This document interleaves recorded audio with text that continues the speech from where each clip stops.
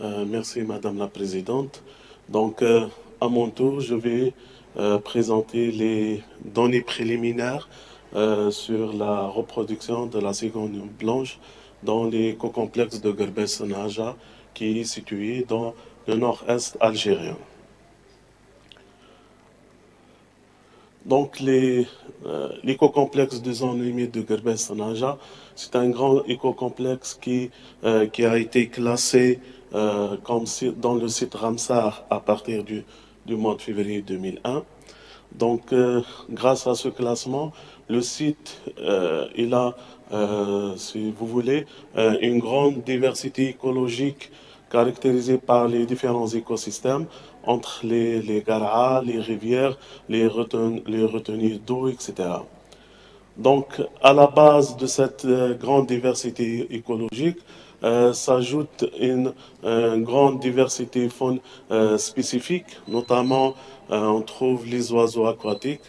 Parmi eux, on trouve les plus abondants, les anatidés, les ardéidés et les séconidés, pardon.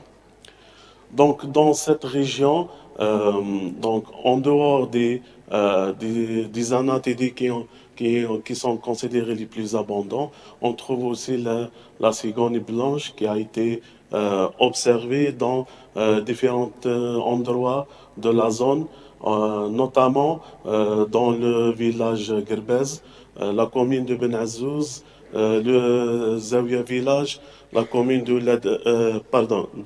l'Oued Laneb, et aussi, en dernier lieu, a été observé dans un écosystème aquatique. C'est le cas de Garat le Grayat. Donc pour cela, donc l'étude, c'est la première fois, ou bien c'est une étude pionnière dans la région, donc par laquelle on s'intéresse à collecter les données sur la population de la cigogne blanche. On a aussi que la population, elle est inféodée à un écosystème aquatique. D'habitude, on la trouve en plein village ou bien dans les écosystèmes terrestres, etc. Et donc l'objectif principal, c'est de déterminer les paramètres de biologie de la reproduction de cette espèce. Donc l'étude a été réalisée dans une période entre 2015 et 2016 dans Garat le Grayat. Cette dernière, elle est située dans le sud-est de l'écocomplexe des zones humides de Gerbes-Naja. Donc c'est un plan d'eau qui est entouré par des différentes terres agricoles utilisées par les riverains et la végétation intapée qui caractérise la surface de la Gara par les phragmites et les roseaux. Et on remarque la position ou bien la localisation de la colonie de la cigogne blanche qui a été située dans le nord-ouest de la Gara. Donc on remarque très bien que cette colonie elle est divisée en deux. Une partie qui est située en plein milieu aquatique et l'autre partie de la colonie elle est située sur la terre sec. Pardon. Donc pour cela, on a mentionné les dates d'arrivée et d'installation des couples, suivies par un dénombrement de la population, examiner les distributions des nids en fonction de leur support végétal, déterminer les dates de ponte, incubation et d'éclosion, et à la fin, faire le nombre d'éclos et les oisillons en vol. Donc les premiers résultats concernant le cycle biologique de la reproduction, on a déterminé la première date d'arrivée des individus dans le site, c'est le 26 décembre 2015. Après, on a noté le premier accouplement a été observé vers le 13 février 2016. Par la suite, on a les premiers œufs pendus dans les différents nids ont été notés le 2 mars 2016. Les premières éclosions ont été notées vers le 8 avril 2016, suivies par les premiers oisillons en vol, c'est vers la date de 11 juin 2016, et les derniers données concernant les dates de départ de cette population, c'est vers le 15 août 2016. Les caractéristiques des nids, on a mesuré le diamètre interne et externe des nids, on a travaillé sur 19 nids, on a trouvé que le diamètre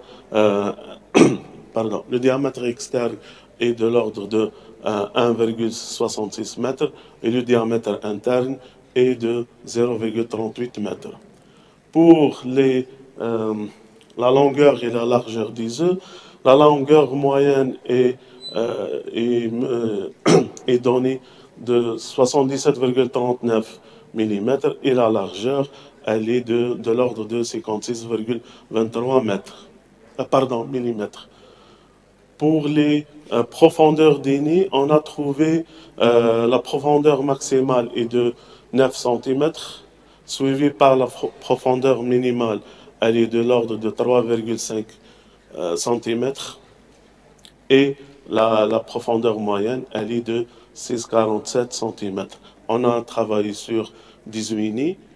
Pour la hauteur des nids, on a trouvé que la hauteur maximum, elle a été calculée de l'ordre de 4,6 mètres. La hauteur minimale est de l'ordre de 0,9 mètres avec une moyenne de 2,88 mètres. Pour les dates de ponte, on a observé durant la première année que cette population, elle commence la ponte des œufs à partir du 2 mars et la dernière œuf pendue, ou bien pour le dernier nid, a été mentionnée le 23 avril, avec une durée de 51 jours. Pour la grandeur ponte, elle varie entre un œuf et 6 œufs, avec une moyenne de 4,17. La majorité des nids, on a constaté que la majorité des nids, on a trouvé 5 œufs dans la majorité des nids. Par contre, les autres nids, on a trouvé 2 nids avec 6 œufs, mais les autres, c'est généralement entre 1 œuf et 3 œufs. Donc, pendant le suivi de la reproduction, donc on a déterminé pas mal de paramètres, ou bien des données statistiques par lesquelles on peut déterminer le succès de la reproduction. Donc, on a trouvé 14,33% pour le nombre d'oisillons morts, suivi par 9,22% pour le nombre de non éclos.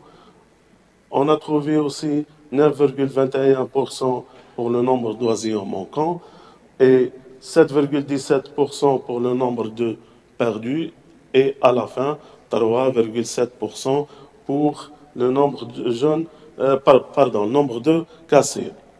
Donc on a déduit le taux, on a trouvé que le taux de reproduction est de 54,50% et le taux de mortalité est de l'ordre de 45,50%. À la base de ces résultats, pendant la première année, sur le suivi de la reproduction de la cigogne blanche d'Angarat le Grayhat, nous avons constaté que les premiers individus observés dans le site d'étude, c'est vers le 26 décembre 2015. La période de ponte commence vers le 2 mars 2016.